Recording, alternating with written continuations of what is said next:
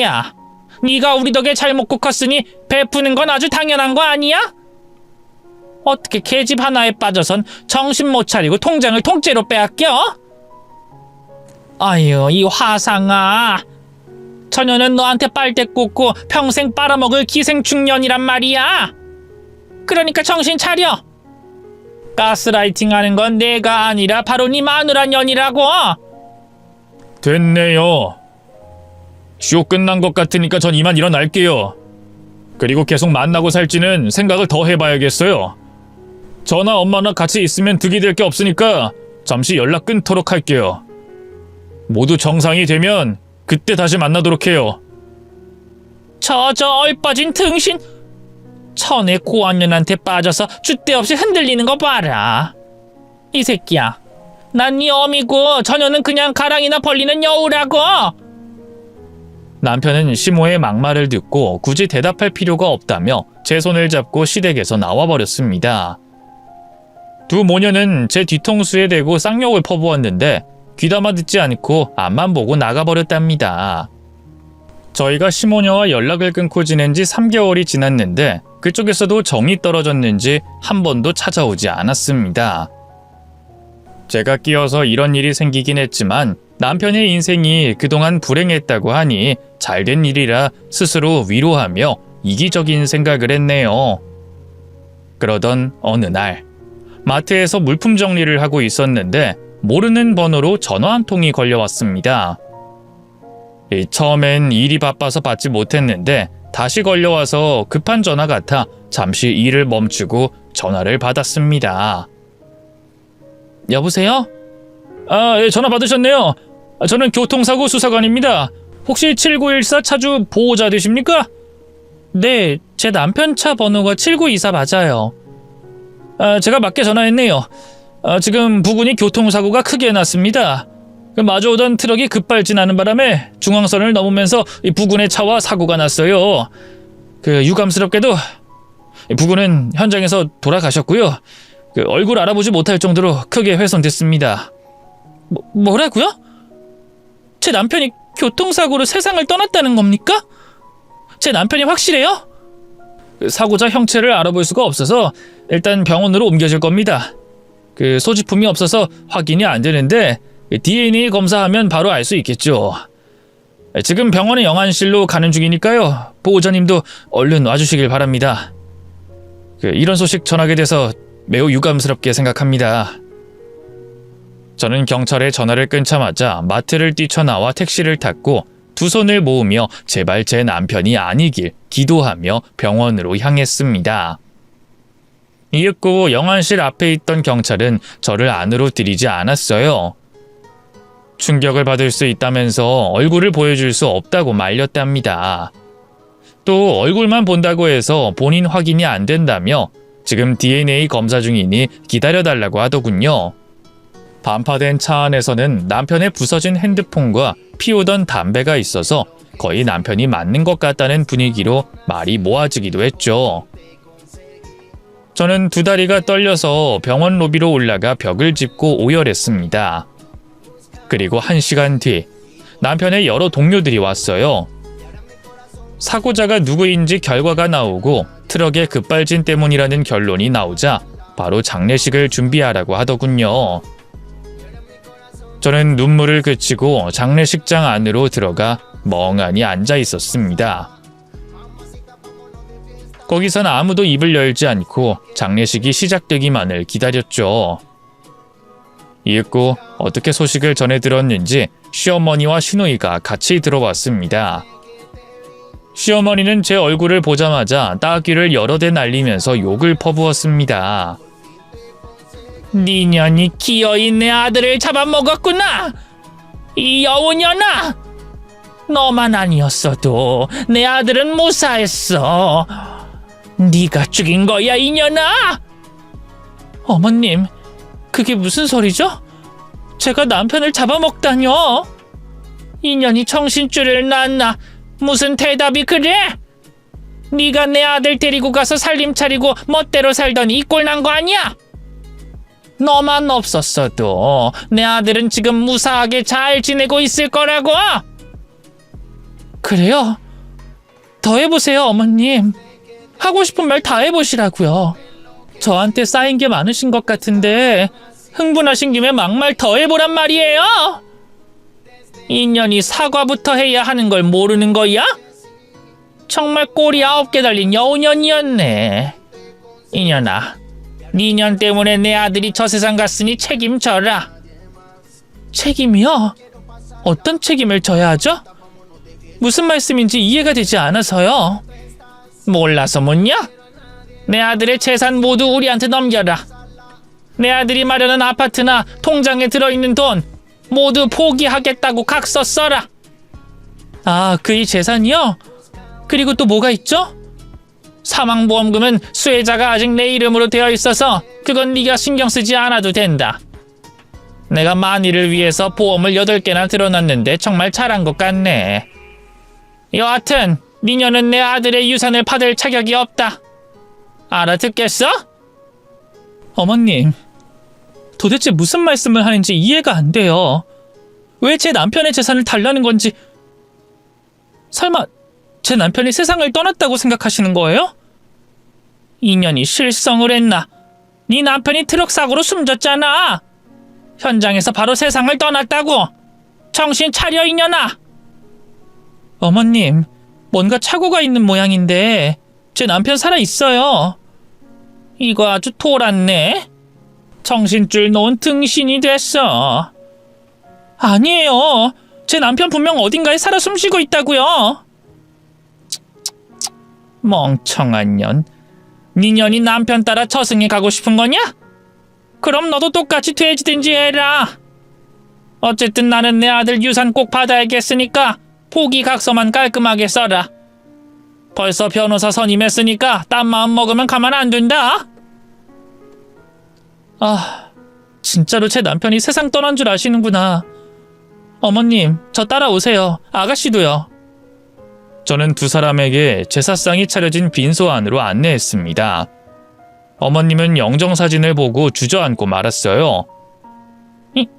이게 어떻게 된 일이냐? 내 아들이 아니잖아. 저 사람 누구야? 영정사진 속에 왜 내 아들이 아니라 다른 남자 사진이 있는 거지? 어머님, 넋이 나간 건 제가 아니라 어머님이시네요. 다리가 떨리시나요? 왜? 기대했던 아들의 사진이 아니어서 놀라셨어요? 넌 무슨 말을 하는 거야? 가만히 있어봐. 그럼 내 아들은 살아있는 거야? 아니, 어디서부터 어떻게 된 일인지 하나도 모르겠네. 야, 내 아들 석철이 어디 있는 거냐? 저기 들어오고 있네요. 남편은 장례식장 문을 열고 경찰들과 함께 걸어 들어왔습니다. 사건의 내막은 이랬습니다. 남편의 차가 트럭과 사고가 나며 반파가 난 것이 맞았고 차 안에 있던 운전자가 숨진 것도 맞았어요. 근데 남편의 차를 끌고 나간 건 그이의 회사 후배였습니다. 외근을 나가는데 제 남편 차를 끌고 나갔다가 화를 당하게 된 거죠. 어찌됐든 한 사람의 인생이 끝이 났으니 정말 안타까운 날이었습니다. 남편은 빈소로 들어와 손가락으로 시모녀를 가리켰습니다. 형사님, 저기 두 모녀가 이 사건의 주범입니다. 아까 트럭 운전기사가 말했던 공모자들이라고요. 석철아, 지금 무슨 말 하는 거니? 이게 무슨 상황인 거야? 엄마, 아니, 이 악마 같은 년아. 당신이 트럭 기사랑 짜고 나 해치려고 한 거 다 들통났어. 형사들이 트럭 급발진이 아니라는 걸 증명했고 트럭 기사가 니년이랑 애인 사이인 걸 밝혔고 너희 모녀 짜고 사고 낸 걸 모두 밝혔다고? 무슨 소리야? 난 아무 짓도 안 했어. 트럭 기사가 내 애인이라고? 그리고 급발진 사고가 아니라 고의적 사고라는 거야? 이게 도대체 무슨 말이야, 석철아? 내가 너를 얼마나 사랑하는데 그런 끔찍한 짓을 했겠니? 이 엄마 그렇게 못 믿어? 이제 엄마라는 말 좀 그만하시지. 다 걸렸으니까. 진실 실토하고 유가족들한테 용서 빌란 말이야. 남편의 말에 형사들은 수갑을 꺼내 들었고 두 모녀의 팔을 등 뒤로 꺾어서 채웠습니다. 그러자 장례식장 식당에 있던 남편의 후배 가족들이 빈소로 우르르 들어왔어요. 이 여자들이 우리 아들 해친 년들이에요? 이 무서운 짐승들! 너희 둘 가만두지 않겠어! 형사들이 제지하며 거리를 두려고 했는데 자식과 남편을 잃은 유가족들은 경찰들을 힘으로 제압하고 두 모녀에게 달려들었습니다. 등 뒤로 수갑을 차고 있었기 때문에 반항하지 못하고 날아오는 싸대기와 주먹을 모두 쳐맞았고 영정사진 아래에서 돼지게 짓밟혔습니다. 시모녀는 얼굴과 몸을 하도 많이 맞아서 몸을 가누지 못했습니다. 이런 젠장을 다 걸려버린 거야? 트럭기사 이 개같은 놈! 나중에 걸리더라도 우리 모녀 풀지 않겠다더니 싹 다 까발린 거야? 이런 개같은 경우를 봤나? 그 말에 유가족들은 다시 한번 광분해서 두 년을 발로 걷어찼습니다. 장례식장은 난장판이 돼버렸고 죽도록 맞은 시모녀는 형사들의 손에 끌려 퇴장했답니다. 에이씨, 이 석철있네 이놈! 이놈이 내 말만 잘 들었어도 이런 일은 없었을 거야! 그리고 여우년아! 이게 다 네 탓이야. 가만두지 않겠어! 내 손으로 네 년을 찢어 발기고 말겠어! 아! 시모와 시누이는 끌려가면서도 쌍욕을 남발하며 잘못을 뉘우치지 못하더군요. 두 모녀가 형사들에게 끌려나가고 장례식장이 조용해지자 저와 남편은 먼저 포옹하며 서로에게 한마디씩 주고받았어요. 여보, 많이 놀랐지? 내가 죽은 줄 알았지? 당신 핸드폰이 차 안에서 부서진 채 발견돼서 당연히 당신이 사망자인 줄 알았어. 그래, 그랬겠지. 근데 내가 지금 다행이라고 말하면 안 돼. 내 차 운전했다가 사고가 난 후배 가족들이 있으니까 사과드려야 해. 그이는 저와 포옹한 뒤 유가족들에게 무릎을 꿇고 잘못을 빌었습니다. 어머님, 아버님, 그리고 재수씨, 진심으로 죄송합니다. 제 차 타고 외근 가다가 이런 일이 벌어졌어요. 입이 10개라도 드릴 말씀이 없습니다. 화가 풀릴 때까지 저 욕하시고 때리세요. 이봐요, 과장님. 제 아들이 평소 과장님을 존경했어요. 회사에서 믿을 만한 선배라고 귀에 못이 박히도록 칭찬했었다고요. 그런데 우리가 그런 분을 왜 욕하고 때리겠습니까? 나쁜 짓 저지른 건 당신이 아니라 아까 그 두 년이잖아요. 그래도 모든 건 저 때문이에요. 김대리가 제 차만 끌고 가지 않았다면 이런 일은 없었을 겁니다. 우리도 당연히 당신이 밉죠. 화가 나죠. 하지만 내 아들이 그러길 원할까요? 억울하게 세상 떠나긴 했지만 범인들이 모두 잡혔고 진실이 밝혀졌잖아요. 이제 편히 눈 감을 겁니다. 이미 벌어진 일을 물을 수 없으니 그만 괴로워하고 일어나세요. 이제부터는 시끄럽지 않게 장례 치르고 싶습니다. 남편이 무릎을 꿇고 용서를 빌자 유가족들은 하나같이 남편의 잘못이 아니니 그만 일어나라고 말해줬답니다. 저희 부부는 사흘 내내 남편 후배 장례식장에서 손을 보태어 도움을 드리고 마지막까지 사과하며 곁에 머물렀습니다. 그리고 몇 주 뒤에 범죄자 3인이 재판을 받게 됐어요. 보통 사건이 아니라 사람이 세상을 떠난 일이니 엄청나게 무거운 형량을 받게 됐어요. 시몬은 끝까지 억울해하며 판사님에게 호소했습니다. 판사님, 이 일은 저와 상관없습니다. 이 트럭 기사 놈이 혼자 한 일이라고요. 이봐, 당신이 직접 말해봐. 이 모든 일 벌인 게 너 혼자 독단적으로 했다고 말이야? 지랄하네. 야, 이년아. 네가 저기 뒤에 앉아있는 이년 아들 저 세상으로 보내면 나한테 절반의 목 준다고 했잖아. 급발진으로 꾸며 사고 내자는 것도 니년 머리에서 나온 거잖아. 아이 판사님, 이년 정말 무서운 년이에요. 내가 사랑에 빠져서 어리석었는데 지금 생각해보니 보통 년 아닙니다.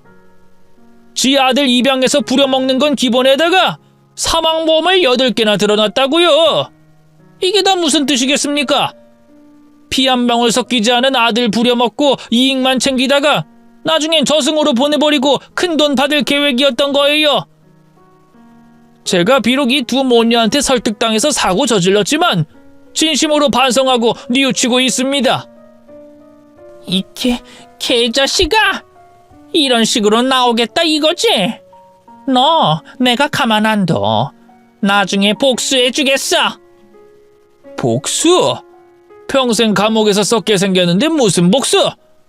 난 지금 진심으로 반성하고 있어. 판사님이 내리는 벌 달게 받을 준비 돼 있다고. 트럭 기사가 진심으로 반성하는지는 모르겠으나 시모녀의 악행을 모두 까발려주니 속이 다 시원했습니다. 결국 새 범인은 큰 형량을 받고 감옥으로 돌아갔습니다. 저와 남편은 유가족들에게 죄책감이 있어 다시 찾아가기로 했어요. 그이는 특히 후배를 잃은 아픔과 자기 때문에 세상을 떠난 것 같아 엄청나게 괴로워했습니다. 저희 두 사람이 찾아갔더니 반갑게 맞이해준 유가족들은 두 손을 잡아주시며 말씀하셨어요. 과장님, 들어보니 고아였다면서요? 아내분도 마찬가지고. 우리 아들이 세상을 떠나면서 두 사람을 자식으로 보내준 게 아닌가 싶어요. 이상하게 정이 가고 많이 보고 싶었어요. 어머님, 죄송하고 면목 없습니다. 김대린, 저에게 정말 소중했던 후배이자 친구였고 전쟁터 같은 회사에서 함께 일했던 전우였어요. 저를 아들처럼 생각해 주신다니 영광이에요. 그리고 염치 없지만 제가 어머니로 모시도록 하겠습니다. 자주 찾아뵙도록 허락해 주세요. 그럼 우리야 좋지. 아들이 떠나면서 새로운 아들이 생긴 거니까. 그리고 딸도 한 명 생겼으니 더할 나위 없겠네. 두 사람 죄책감 그만 가져도 돼. 잘못한 것도 없는데 괴로워할 필요 없다는 거야. 알겠지? 남편과 저는 그 말에 눈물이 터져 나왔습니다. 한참 동안 울면서 가족들과 포옹을 나눴고 맛있는 식사를 먹고 나왔어요. 그래서 다시 일상으로 돌아갈 수 있었고 전처럼 행복하게 살 수 있었습니다. 그러던 어느 날 시모가 수감 중인 곳에서 전화가 왔는데 형 집행정지를 해야겠다며 통보하더군요. 천마녀 씨 아드님 되십니까? 모친이 암에 걸려서 형 집행정지를 해야 할 것 같아요. 늦게 발견해서 얼른 치료하셔야 할 것 같아요. 그 여자가 암에 걸렸어요? 언제 나온답니까? 저희가 병원으로 이송해 드릴 겁니다. 교도소에서 지정된 병원에선 치료가 어려워서 상급 병원으로 입원하셔야 할 것 같아요. 어느 병원이 좋으시겠어요? 병원이요? 그냥 병원 보내지 마세요. 그냥 밖으로 내보내든지 교도소 안에서 고통스럽게 떠나게 해주세요. 남편이 아주 냉정하게 대답하자 교도소 관계자가 당황한 목소리를 내더군요. 아니 아드님 맞으시죠? 법적으로는 맞습니다만 개인 사유로 모자의 관계 끊어버렸습니다. 그러니까 저한테 전화할 게 아니라 거기서 알아서 처리해 주세요. 교도소 관계자는 일단 병원으로 후송 조치를 해놓을 테니 남편에게 병원 측에 통보해서 치료를 거부하든 퇴원을 시키든 하라고 전한 뒤 전화를 끊었습니다. 결국 억지로 그 이와 병원에 찾아갔어요. 시어머니의 몰골은 피죽도 못 먹은 사람처럼 양볼이 들러붙을 만큼 빼빼 말라 있었습니다. 남편은 병원 침대에 누워있는 시모를 내려다보며 말했습니다. 이게 당신의 마지막이네요. 꼴 좋습니다.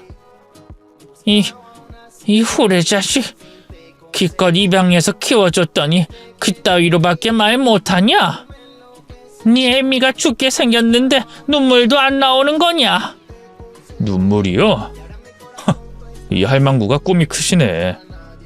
지금 웃음이 나오는 걸 간신히 참고 있다고요. 내가 어릴 적 매 맞았던 것과 중학교 때부터 일 시켜가면 돈 갈취한 게 키운 거라고 할 수 있어요? 그리고 입양하면 나라에서 돈도 준다면서요? 난 그걸 뒤늦게 알았네요. 날 돈으로 취급하고 부려먹으려고 데려간 거죠? 말해봐요. 그래 맞다 이 후레 자식아. 널 돈 때문에 입양했다. 됐냐? 내가 아내 만나지 못했더라면 평생 늙어 죽을 때까지 바보처럼 살았을 거예요. 난 지금 아내한테 진심으로 고맙게 생각하고 있어요. 당신 같은 악마한테서 벗어나게 해줬으니. 이 후레 자식이 날 조롱하러 온 거면 그냥 꺼져. 그러려고요.